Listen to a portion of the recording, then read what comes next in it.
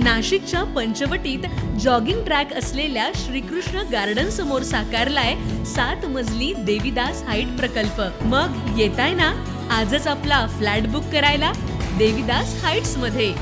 आमचा मोबाईल क्रमांक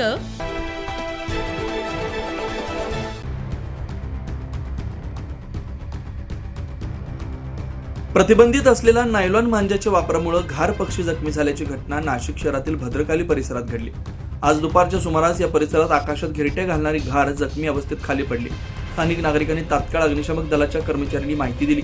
माहिती मिळताच अग्निशमक दलाच्या कर्मचाऱ्यांनी तात्काळ या ठिकाणी येऊन पाहणी केली असता घारीच्या पायात मानेवर नायलॉन मांजा दिसून आला। त्यांनी तात्काळ मांजा काढून घेत त्यास तात्काळ उपचारासाठी पशुवैद्यकीय रुग्णालयात दाखल केलं। मात्र यामध्ये घार मोठ्या प्रमाणात जखमी झाली। नायलॉन मांजाचा वापर करणाऱ्यावर कठोर कारवाई व्हावी अशी मागणी आता पक्षप्रेमींकडून केली जाते। 9 न्यूज महाराष्ट्र ब्युरो, नाशिक।